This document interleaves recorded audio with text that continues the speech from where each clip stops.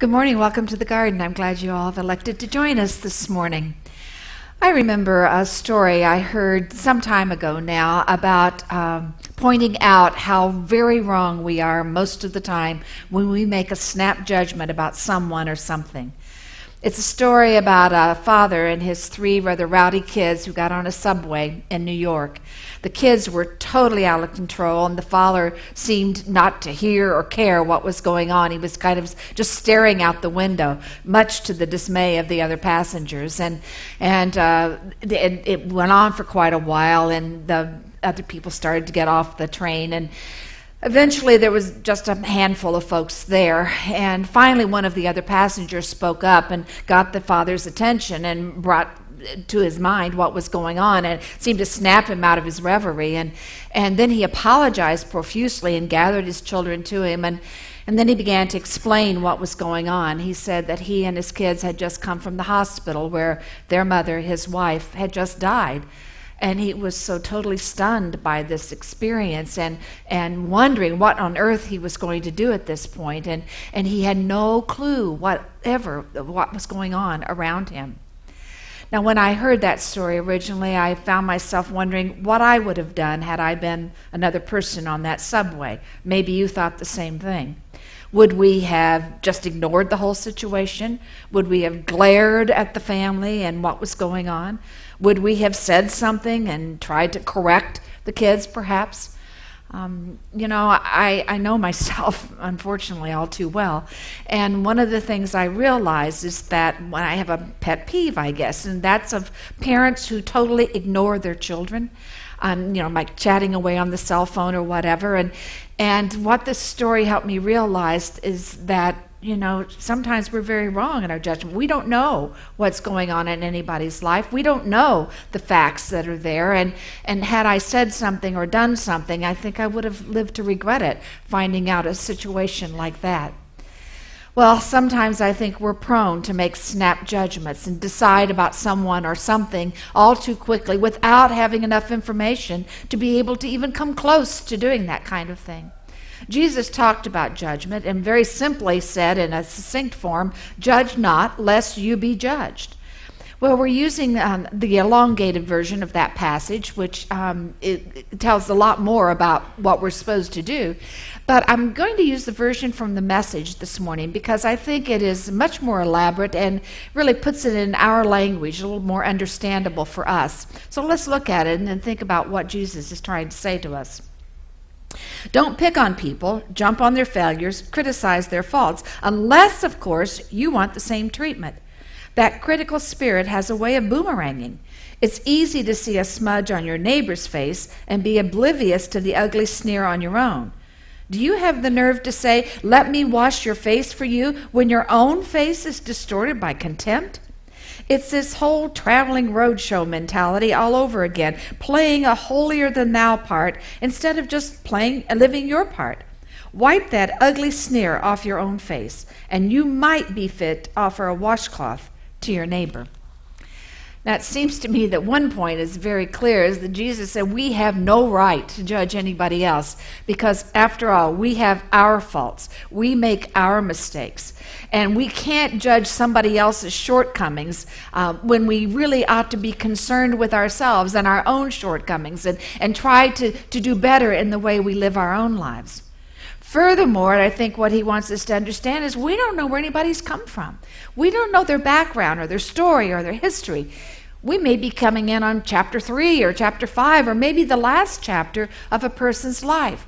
So how on earth could we possibly describe and define how someone is to be living and what someone is to be doing?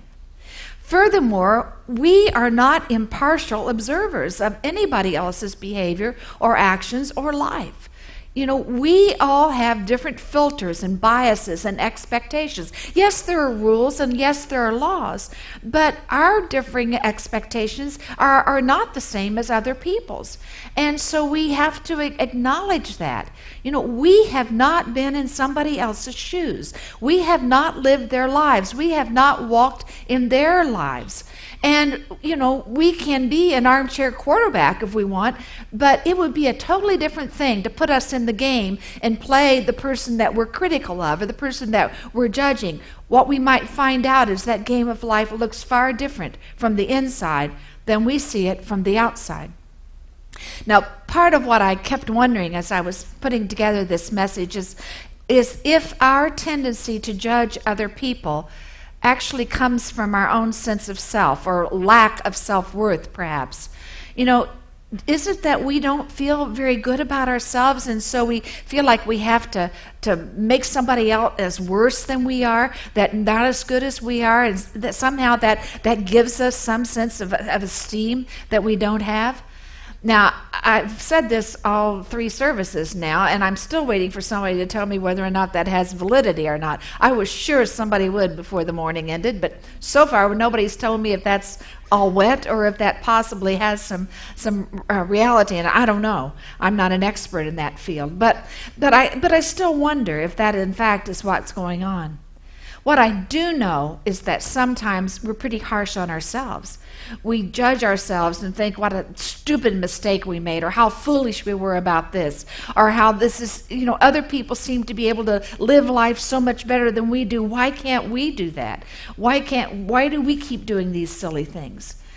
Well, this passage that we have for today doesn't specifically talk about that thing, but I do find myself wondering how Jesus would talk to us if we brought that up.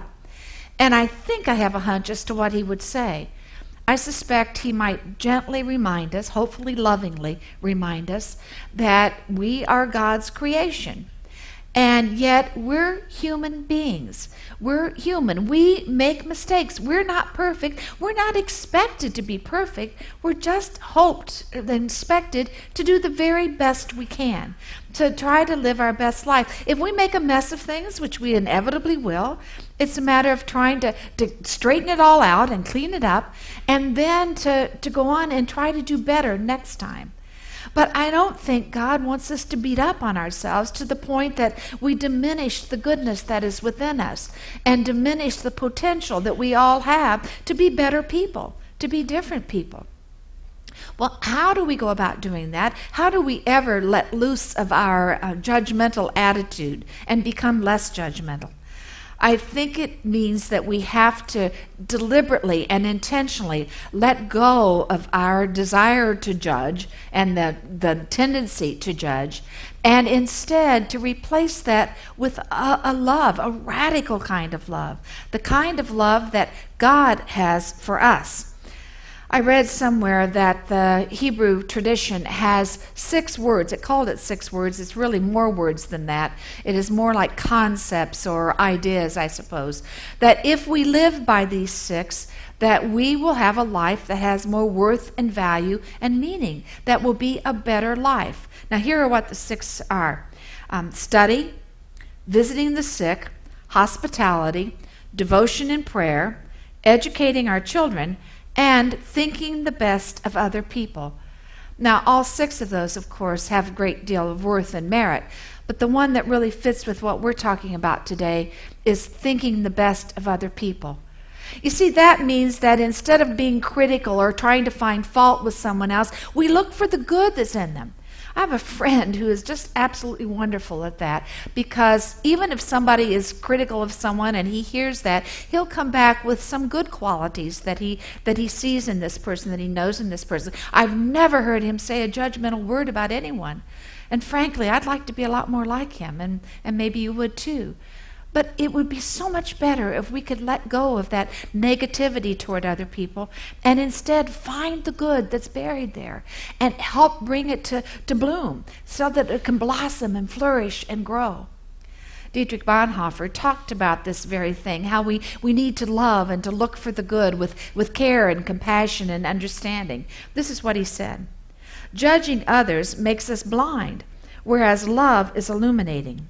By judging others, we blind ourselves to our own evil and to the grace which others are just as entitled to as we are." Well, there's a poem that you may have heard that at least has been attributed to Mother Teresa, and it never mentions the word judgment or judging in it, and yet I think that's very much what it's about. It's entitled "Do It Anyway." And it goes like this. People are often unreasonable and self-centered. Forgive them anyway. If you are kind, people may accuse you of ulterior motives. Be kind anyway. If you're honest, people may cheat you. Be honest anyway.